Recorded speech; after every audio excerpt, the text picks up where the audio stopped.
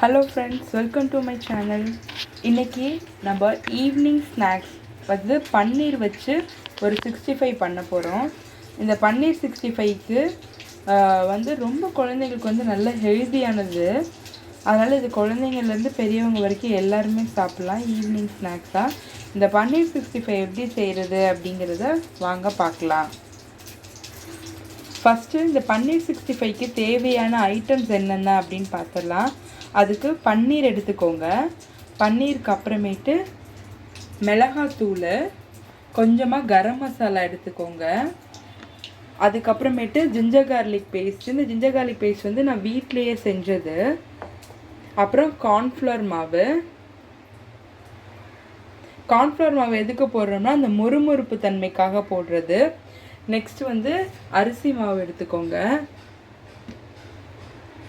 கொஞ்சமாக soya sauce, கொஞ்சமாக red chilli sauce. அதுக்கப்புறம் அந்த அந்த பன்னீர் 65 பொரிக்கிறதுக்கு தேவையான எண்ணெய் வந்து கடாயில் ஊற்றி ஹீட் பண்ணி வச்சுருக்கேன். இப்போ எண்ணெயை வந்து நீங்கள் சிம்மில் வச்சுக்கோங்க. இப்போது இதில் என்னென்ன இன்க்ரீடியன்ட் போட போகிறோம் அப்படிங்கிறத பார்க்கலாம். ஃபஸ்ட்டு ஒரு சின்ன ஸ்பூனில் வந்து 2 ஸ்பூன் கார்ன்ஃப்ளவர் போட்டுக்கோங்க. அதுக்கப்புறமேட்டு குழந்தைங்களுக்கு கொடுக்குறதா இருந்தால் ஸ்பைஸ் வந்து கொஞ்சம் கம்மியாக இருக்கட்டும். பெரியவங்கன்னா கொஞ்சம் ஸ்பைஸ் போட்டுக்கலாம். இப்போது ரெட் சில்லி பவுடர் கொஞ்சம், அப்புறம் கரம் மசாலா கொஞ்சம்,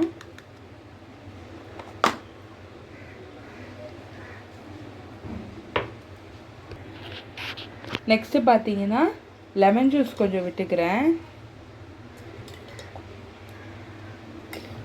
லெமன் ஜூஸ்க்கு அப்புறமேட்டு ரைஸ் ஃப்ளார், அதாவது அரிசி மாவு. அரிசி மாவு வந்து சும்மா கிறிஸ்ப்னஸ்க்குனாக போடுறது, அதனால் கொஞ்சமாக போட்டால் போதும்.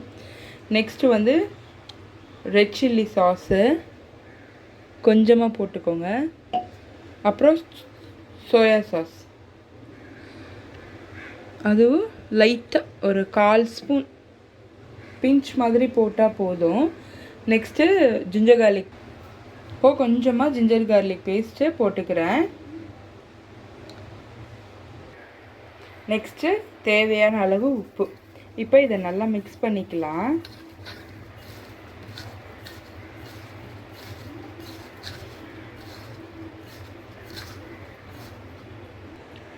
இப்போது இந்த பன்னீர் 65க்கு நல்லா மசாலாவை வந்து பெரட்டியாச்சு. பெரட்டி ஒரு 15 மினிட்ஸ் ரெஸ்ட்டு விட்டுருங்க. ரெஸ்ட்டு விட்டதுக்கு அப்புறமேட்டு நல்லா அந்த எண்ணெய் காஞ்சதுக்கு அப்புறமேட்டு ஒன்று ஒன்றா போடணும், ஒரேடியாக போட்டுறக்கூடாது. இப்போ எண்ணெய் நல்லா காஞ்சிருச்சு.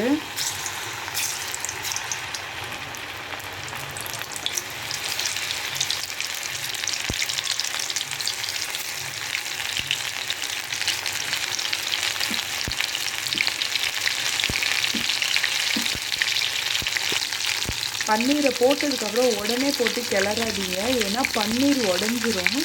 கொஞ்சம் ஒரு பக்கம் நல்லா ரோஸ்ட் ஆனதுக்கு அப்புறமேட்டு இது லைட்டாக விட்டு கிண்டினாவே பார்த்திங்கன்னா இப்படி நல்லா செட் ஆகிடும். அதுக்கப்புறம் லைட்டாக இப்படி உடச்சி விடுற மாதிரி பண்ணிங்க அப்படின்னா எல்லாம் தனித்தனியாக ஆகிடும். அதுக்கப்புறம் அந்த பன்னீரை லைட்டாக திருப்பி போட்டுக்கோங்க. பன்னீர் பார்த்தீங்கன்னா ரூம் டெம்பரேச்சரில் இருக்கிற மாதிரி வச்சுக்கோங்க. ஃப்ரீசர்லேருந்து அப்படியே ஃப்ரீஸ் பண்ணிங்கன்னா அந்த ஈரப்பதத்துக்கு வந்து எண்ணெய் வந்து நிறைய தெறிக்க ஆரம்பிக்கும். இப்போ பார்த்தீங்கன்னா எண்ணெயில் கொதி நிலைமை வந்து நல்லா அடங்கிருச்சு. அந்த நம்ம போட்ட மசாலா எல்லாம் ப்ரௌன், அந்த கலரும் சேஞ்ச் ஆகிடுச்சு. இப்போ இதை வந்து ஒரு பிளேட்டுக்கு மாற்றிக்கலாம். அவ்வளோதான் ஃப்ரெண்ட்ஸ். இப்போ பன்னீரை வந்து ஒரு பிளேட்டுக்கு நான் மாற்றிட்டேன். இதை எப்படி சர்வ் பண்ணலான்னு பார்க்கலாம். இந்த பன்னீர் கூட வந்து ஒரு சின்ன ஸ்லைஸ் லெமன் வச்சு,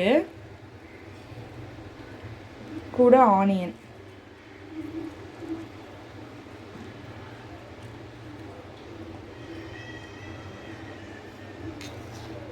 அவ்வளோதான் ஃப்ரெண்ட்ஸ். இன்றைக்கி ஈவினிங் ஸ்நாக்ஸ் பன்னீர் 65. இந்த டிஷ்ஷை செஞ்சு பாருங்கள், ரொம்பவே டேஸ்ட்டாக இருக்கும், குழந்தைங்களுக்கு ரொம்ப பிடிக்கும். இந்த டிஷ் வந்து உங்களுக்கு ரொம்ப பிடிச்சிருந்துச்சுன்னா லைக் பண்ணுங்கள், கமெண்ட் பண்ணுங்கள், ஷேர் பண்ணுங்கள். மறக்காமல் என் சேனலுக்கு சப்ஸ்கிரைப் பண்ணுங்கள் friends. Thank you friends. Thanks for வாட்சிங்.